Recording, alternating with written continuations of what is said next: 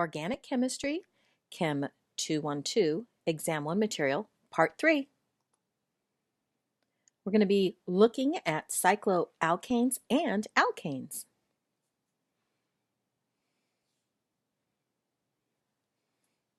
Organic Chemistry, Chem 212, Exam 1 Material, Part 3. Alkanes and cycloalkanes. To start off, let's get an idea of some of the functional groups we'll need to know right off the bat here. You need to memorize the name and the general structure for the different functional groups. Functional groups are groups of atoms within a molecule that have a characteristic chemical behavior. The chemistry of organic molecules is determined from the functional group. There are three categories of functional groups. We have carbon-carbon, single bonds, and multiple bonds. We have a carbon atom bonded to an electronegative atom. And we have the carbonyl groups where we have carbon double bonded to oxygen. We finally get to the prefixes, even though I've been kind of telling you them already. If you have one carbon, then the prefix would be meth. And what I added to this chart is I have the names of small hydrocarbons. So this is the name of the first 10 alkanes. So we're going to increase the number of carbons. Meth is the prefix for one carbon. And because I added the A and E, I'm teaching you how to name the first 10 hydrocarbons that are straight chain. This is also giving you practice on the formula. Remember, alkanes or saturated molecules are CnH2n plus 2, so you can go ahead and practice these two. What I highly recommend doing is filling in the formula names and then maybe going back and seeing if you can figure out the molecular formula from that. Use this chart as many ways as you can, either practicing the prefixes, practicing the alkane name, or practicing the formula. All right, so 2 carbons would be eth is the prefix. Prop is 3. 4 is bute. 5 is pent. 6 is hex. 7 is hept. 8 is oct. 9 is non. And 10 is dec. So what I have here before the A and E are the prefixes for how many carbons we have. So this is what I really like about organic nomenclature. Learn these prefixes right away, and we use these prefixes for all of our organic compounds. It's actually easier than naming inorganic that you learned in general chemistry.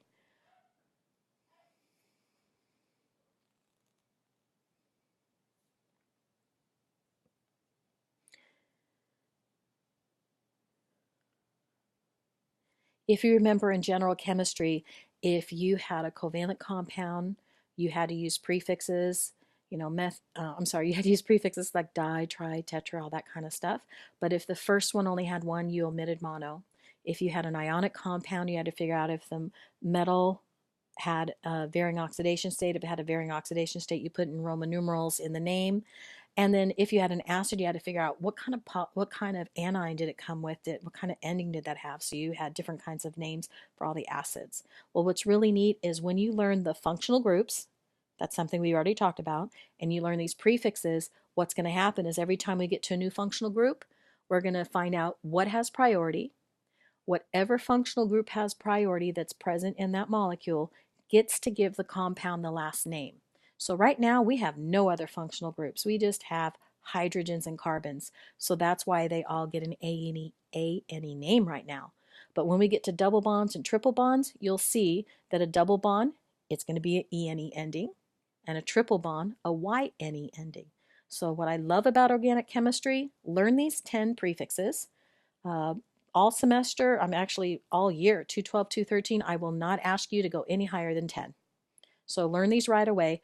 Meth, eth, prop, and bute, those are a little more unusual from what we're used to. So I would highly recommend learning those right away. Using, fingers, hold up fingers, 1 for meth, 2 for eth, 3 for prop, 4 for bute, and just go over it. Meth, eth, prop, bute, and go over that over and over again. When you get to 5, 6, 7, 8, 9, and 10, those are ones that we're kind of used to. So you probably already know those. Learn these as soon as you can. In fact, most likely, I've talked to you already in class, and you've probably already memorized these.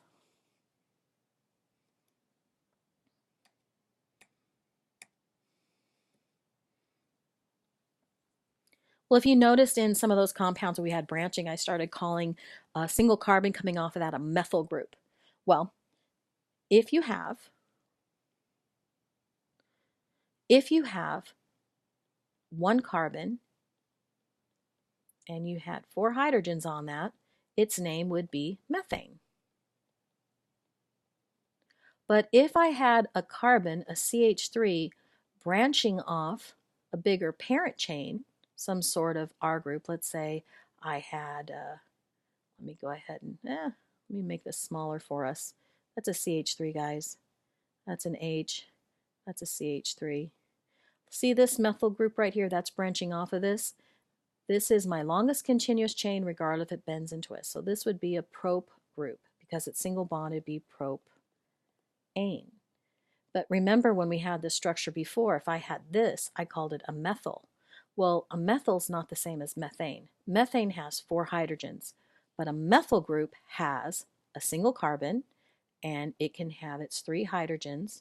But instead of having the 4th bond to a hydrogen, it's bonded to something else, some other carbon group. And typically we use the alkyl name when it's on a different functional group or a larger parent chain.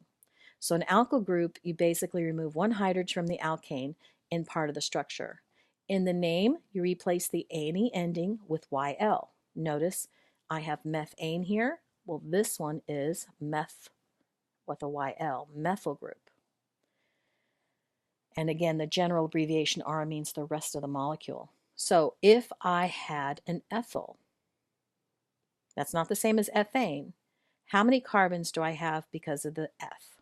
I have 2 carbons, but it has the YL ending. So that means it's not going to have the 6 hydrogens we've seen before. It's actually only going to have 5. And this will be attached to some other functional group or a bigger chain or something like that. So that would be an ethyl group.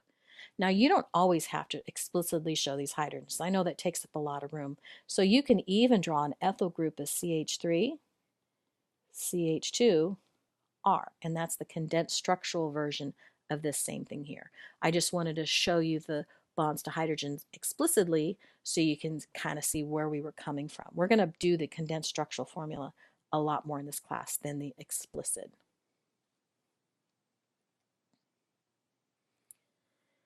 All right, so I have 2 slides here with the alkyl groups for 1 carbon, 2 carbon, 3 carbons, and 4 carbons.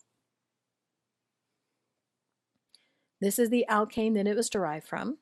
This is its name, and we're going to be filling in the structure here. Meth means how many carbons? 1.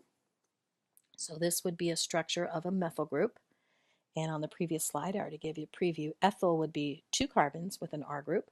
Now, build this model. Put 2 carbons together, throw in 5 hydrogens, and notice that the 6th attachment, the empty hole, the empty space, could be on the left-hand carbon or the right-hand carbon. It doesn't matter. So just because I wrote it on paper on the right-hand carbon doesn't mean it wouldn't have been the same if it was on the left-hand carbon. So that's why I want you to build a model of this to convince yourself of this. Now, again, I build models for all of these. So if you don't have your model kit out, pause the video, grab your models, make a propane first. That's where you're going to start. Make a propane. Remove 1 hydrogen.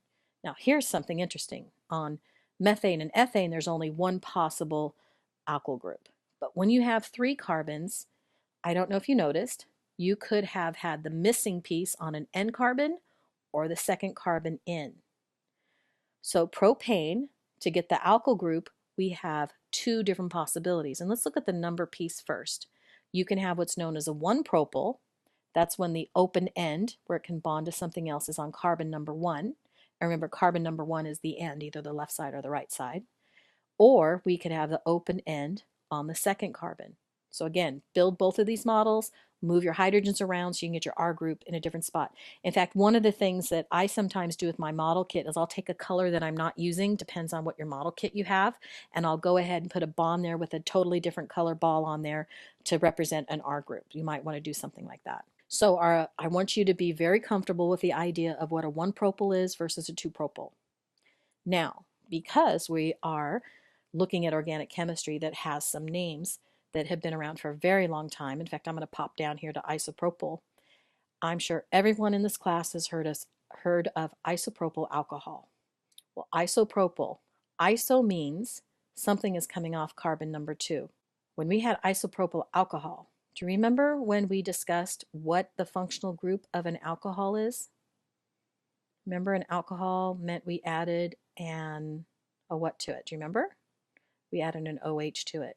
So with isopropyl alcohol, the R group here for isopropyl alcohol would come off of carbon number 2, OH. This is the structure for isopropyl alcohol. Now, earlier we said this was a 2-propyl, and that's true. But the old common way of naming was using this version here, isopropyl. Now, you know we're never going to be able to get rid of the name isopropyl alcohol.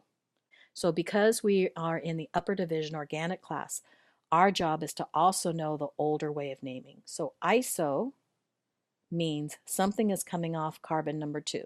Now, we're not going to tell you specifically what's coming off of carbon number 2. It just means something is coming off the second carbon. All right, N-propyl. Well, this N right here means something is coming off carbon number 1. So N, they used it 2 different times for 2 different reasons, and that's one of the reasons why they got rid of this old way of naming. So we would be using the IUPAC. The IUPAC system is the numbering system, the one with the 1-propyl and the 2-propyl. All right, this whole slide has to do with 4 carbons total. We have butane, and this would be 4 carbons. So again, I'd like you to build the model of butane, throw in all the hydrogens, and then remove 1 hydrogen off an N carbon, and then you would have N-butyl, because it's coming off carbon number 1, or 1-butyl. And now go ahead and that same model, instead of having the missing hydrogen off carbon number 1, have it coming off the second carbon. This would be a sec-butyl. Now wait a minute, I just told you iso meant something's coming off carbon number 2. That's the old way of naming. Just give me a second here. Let me show you all these, and then I've got some explaining to do. So this is known as 2-butyl or sec-butyl. Sec does not mean it's coming off carbon number 2 as you would think. So don't confuse that. Sec does not mean that. This is another R group we have to memorize. And this is flashcard time possibly with these names. When I take the butane, instead of having a chain of 4, I want you to have a chain of 3, a propane, and I want you to put a methyl group coming off the second one. And I do have 2-methylpropane on a couple of slides earlier, so you might want to go back and see that if you need help on that, or I even have the structure here. This is known when you have a carbon in the middle and you have 3 CH3 groups like this, and the missing piece is on the center carbon here. This structure has a common name. So this would be something, again, you'd memorize this structure as this common name. You have to memorize the names. This would be known as a tertiary butyl, or it has 2 nicknames, tert-butyl or T-butyl. So T-butyl is the short of tertiary and tert. So know these 3 names, and this is the structure to memorize. And now we have isobutyl. In this case, we have 3 carbons in a row, and instead of having the missing hydrogen coming off the center carbon, it's off one of the N carbons. Now here's the thing that gets confusing, and I understand it's confusing. Iso means something's coming off carbon number 2. Well, this time it's not the R group coming off of 2, but it's a CH3 group coming off carbon number 2. So this is why these old names, these are common names, these are names you have to memorize, but this is one of the reasons why they came up with that numbering system, that IUPAC system, and you can see 2-butyl is a lot easier than sec-butyl. Again, you still don't even know why it's called sec-butyl. It's not the second carbon, guys. The sooner you memorize these, the better, because we start using these as we go along. All right, types of carbons encountered in alkanes. This is classifying carbons. In fact, I didn't realize it, but the previous slide where we had tertiary and secondary, I get to explain it now for you, so I'm kind of glad that they're together. So classifying carbons, this is not the same as determining the hybridization. Remember when we did the sp2, sp3, that was hybridization. This is completely different. We need to look at a carbon and determine how many other carbons it's bonded to. All right, a primary carbon is when it's only bonded to one other carbon. It would have 3 bonds to hydrogen. So when you're asked to classify a carbon, you need to look at it and say how many carbons is it bonded to, and that's the answer. You don't have to explicitly show hydrogens like this. If you have CH3R, that would also be an example of a primary carbon. And we have secondary carbons has 2 R groups and 2 hydrogens. So that would be CH2R2 is an example of a secondary carbon. And we have 3 R groups here. That would be tertiary. So that would be CH with 3 R's on that. And quaternary would be CR4. Keeping in mind, R groups must be carbons in this case, not hydrogens. And then this last box here is, we've already discussed this, is sometimes your R groups can have tick marks to keep them either the different from each other or the same as each other, but sometimes you can mark them, and that's all that that is. Okay, so this is a good time for me to go back to those alkyl groups that were sec-butyl and tert-butyl. So let's go back in your notes for just a second. Alrighty, do you see this sec-butyl? That means right here, this carbon is a secondary carbon. Notice it has 1 bond to carbon on the left, 1 bond to carbon on the right, so that would be a secondary carbon. That's where this name comes from, secondary carbon. Tertiary, see this carbon right here? He's bonded to 1, 2, 3 different carbons, so he's known as a tertiary butyl. So we have sec-butyl because this is a secondary carbon, tert-butyl because it's a tertiary one. Iso means something's coming off carbon number 2. In this case, it's something different than the other one. Hope that clears it up a little bit. All right, so what do you do if you have a multiple bond? Well, each multiple bond is counted separately. It's counted separately. So when we look at this structure here, see this carbon right here? He has 1 bond to carbon, 2 bonds, 3 bonds. So this carbon right here is a tertiary carbon. Same thing here. What about this guy right here? How many bonds to carbon does he have? Only 1. So he's a primary. Let me show you something else. You might want to do this on a separate piece of paper because I'm sure something else is going to come up on the slide, but I'm going to go ahead and show you something. All right, this isn't one exactly like one we did earlier, but it's very similar. Do you remember when we were doing the isomers and we were trying to figure out how many hydrogens had to go in there, and we did the skeletal structure? So go ahead and draw this down. I have 1, 2, 3, 4, 5 carbons in a row. On the second carbon in, I have a carbon above and below. On the third carbon in, I have 1 carbon above. All right. Now, I'm going to ask you a question here. We're going to fill in the hydrogens. What I did was I was actually trying to sneak teach earlier. Do you remember when I said how many bonds to carbon does this guy have? And I asked you, the next question was how many hydrogens do you need? Well, what I was actually having you do is look at if it's primary, secondary, or tertiary, even quaternary. So look at this. This carbon has how many bonds to carbon right now? 1. So this carbon, I haven't put in the hydrogens yet, he's a primary carbon. This carbon right here, how many bonds to carbon does he have? 4. So this carbon is classified, it has 4 bonds to carbon. It's quaternary. This carbon right here, this guy right here, how many bonds to carbon does he have? 3. It's tertiary. This one right here, how many bonds to carbon does it have? 2. It's secondary. And this guy, how many bonds to carbon does it have? 1. It's primary. In fact, you'll also see that this guy's primary and this guy's primary. Well, when you have multiple bonds, so I have carbon, sorry about that, double bonded to a carbon, and just put another carbon out here. If I were to ask you how many hydrogens do you need to do 4 bonds total? How many bonds to carbon does this carbon have right now? It has 2. So how many hydrogens would it need to be 4 bonds total? It would need 2 hydrogens. Do you see that? But before we get to the hydrogens, if I just look at how many bonds to carbon it has, you already told me that it has 2 bonds to carbon. So this carbon is secondary. This carbon right here, it's bonded to 1, or it's actually double bonded to this carbon here and single bonded here. If I were to ask you how many bonds to carbon does it have, because we wanted to figure out how many hydrogens to put on there, you would say it has 1, 2, 3 bonds to carbon, right? So that would be tertiary, and it would only need 1 hydrogen to get its 4 bonds total. So let me show you what it would do here. So when we fill in the hydrogen, so this guy here needs 2 hydrogens, right, to do 4 bonds total. 1, 2, 3, 4. This guy needs 1. And this guy needs 3. I'm going to go ahead and do the condensed piece here. This one right here, how many bonds to carbon does it have? 1, so it's primary. All right, let's go ahead and take a look at this example, and we are going to go ahead and classify all of the carbons as primary, secondary, tertiary, or quaternary. Let's go ahead and start here. I think this is a good place to start. This guy right here.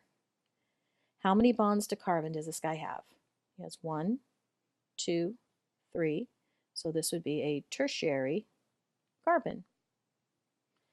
Let's take a look at this one right here. He has 1 bond to carbon. So what would he be classified as? Primary. So at this point, I'd like you to go ahead and pause the video, and I would like you to classify all the carbons in this compound, including those in this ring.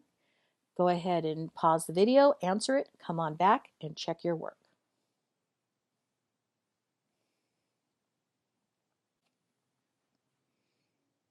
All right, I have them all labeled, and I'm sorry if the degree sign's a little big on a couple of those, but it's primary, secondary, tertiary, quaternary. So we went ahead and did this one and this one already. Take a look at this carbon right here. Sometimes not having those hydrogens might make it easier. So look at this carbon right here. This is the one. I'm going to go ahead and put a circle on it. Notice it has 1, 2, 3 bonds on it. That's a tertiary. So this one's tertiary, and this one's also a tertiary carbon. This one here is secondary, going left and right. It doesn't matter that it happens to reconnect somewhere else, or it doesn't matter that it's huge somewhere else. It's just this carbon. And notice it has a carbon group and R group on this side and this side. It has 2 R groups, so it's secondary. When I have the carbon-carbon double bond, that counts as 1, 2, 3. So I have an R group going this way. I already have that written in. I have an R group here and another one here.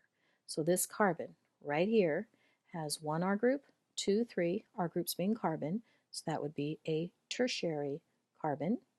So look at this guy. I already have that labeled 1 and 2. Here's the third one, so it's tertiary. This guy right here is secondary. It has an R group to the left and to the right. Again, it doesn't matter that it reconnects or how big it is. It's just literally looking to the left, to the right, 1 carbon away. This one right here, it was a tricky question because I had something other than a hydrogen there. I had a halogen. But remember, we're only counting how many bonds to carbon. So this one here has 1 bond to carbon to the left, 1 down, and 1 to the right. So this carbon is a tertiary carbon. Okay, this one right here, I filled in the R groups. I have 1, 2, 3, 4. Remember, multiple bonds are counted individually. So this is a quaternary carbon. And this one right here, 1, 2, 3, it is tertiary. And don't forget these guys. This is a secondary and this is a primary. How'd you do? So here we have another poster from compoundchem.com, and I thought this one, I liked this one because it talks about some of the stuff we've already looked at. It talks about organic compounds and how do you represent them. It gives us again some of the functional groups that we had to learn, not all of them, but some of them. It shows us the different bond types, especially in the line structure. This is butane. The naming here is a little different than we're going to do it, so I actually would rather you ignore this naming here. This is done in Great Britain is where this is, and so they name stuff slightly different than we do, so kind of ignore the name, but take a look at this line structure. This has 4 carbons versus this has 4 carbons and a double bond here. This one has 4, or actually 3 carbons, a double bond, and an OH group. So it gives you some ideas of how to draw the line structure. And what I really liked about this one is when you have the double bond, take a look at this, or actually the triple bond with four carbons total. Do you notice how this looks straight? Because it actually is linear, because that's what sp hybridization is. So there's a carbon here, a carbon here, a carbon here, and a carbon here. So you know how we said at a bend or an end you have a carbon? Well, it would be the end of these multiple bonds too. So I think that's a great way for you to first see what happens when you have a triple bond. Sometimes because it's linear, it looks straight as opposed to zigzag. And then down here, it gives us those prefixes, meth, eth, pro, bute, pent, hex, hept, ocnon, and dec again. Gives you some ideas of those structures. Gives you another example of side chains, so maybe you can take a look at that and that might help you out. And then also talking about some stereoisomers, so basically isomers. These two are the isomers we're going to be talking about a little bit later too. Right now, we're not quite to this point on stereoisomers, but I like most of this, 5 out of the 6 pieces here. So what you could do with this is you can either go to the website and you can also download it, you can keep it, you can print it, do all sorts of stuff with it, or you can go ahead and pause the video and zoom in and read all this stuff. So that's up to you.